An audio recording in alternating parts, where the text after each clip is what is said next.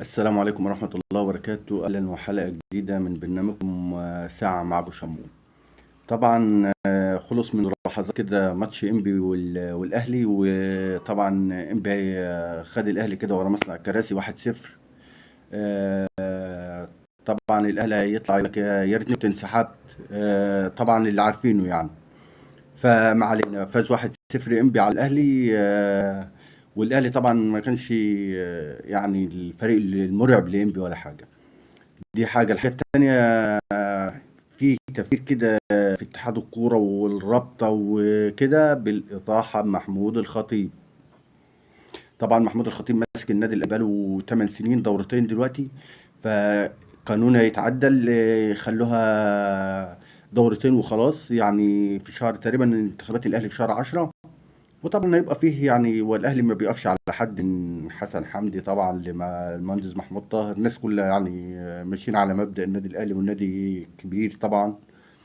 فدي حاجه. الحاجه التانيه، الاهلي طبعا بيفاوض محمد عبد المنعم.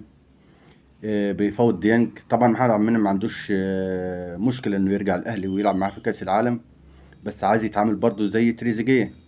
وطبعا برضو بيفاوض في ديانج، بس ديانج رفض العودة. طبعا ديانج مكانه عتاولة يعني معاه في نص الملعب.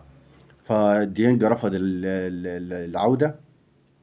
وزي ما قلت برضو امبارح، كان موضوع مصطفى محمد، بيفاوض في مصطفى محمد، بيفاوض في اللاعب بتاع البنك الأهلي أسامة فيصل.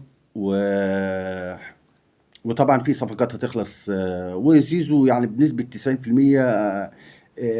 يعني موضوع زيزو، موضوع ابوه مع ممدوح عباس بيصلوا لحتى سد. فطبعا اداره الزمالك مستنيه ان هو يرجع من المنتخب ويقعدوا معاه والكلام من ده، بس طبعا ابوه مش حابب الكلام ده. وبنسبة 90% هو ماشي يعني. فممكن تشوفه بقى في الأهلي، ممكن تشوفه في العين الإماراتي، ممكن تشوفه في الدوري السعودي، فلسه يعني لما يرجع من المنتخب.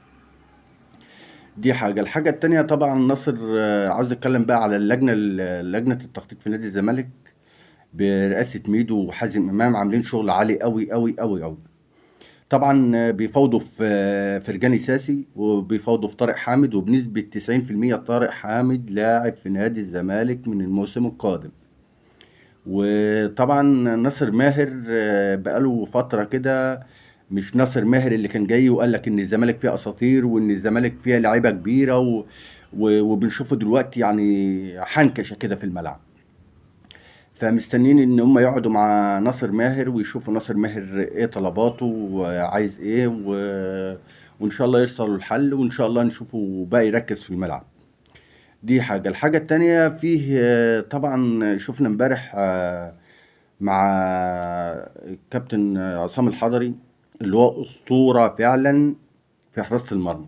عصام الحضري أسطورة، في يعني أسطورة. لو قلت مين منتخب مصر، هو عصام الحضري، محدش يختلف عليه. بس انت تسيب الناس والجمهور هو اللي يقول، مش انت تطلع في كل برنامج انا الاسطوره انا الاسطوره. ما ينفعش انت تقول على نفسك اسطوره. اللي يقول على الجماهير اللي بتقول، الارقام هي اللي تقول. زي باسم مرسي طلع برضو امبارح، مش عاجبه ولا مدرب، مش عاجبه حد. فانت دي مش طريقه لاعب. هو في مدربين، كل مدرب له خطه، كل مدرب له تكنيك يعني. مش انت اللي تتكلم على المدربين. دي حاجه برضو كنت بتكلم فيها. وشكرا والسلام عليكم.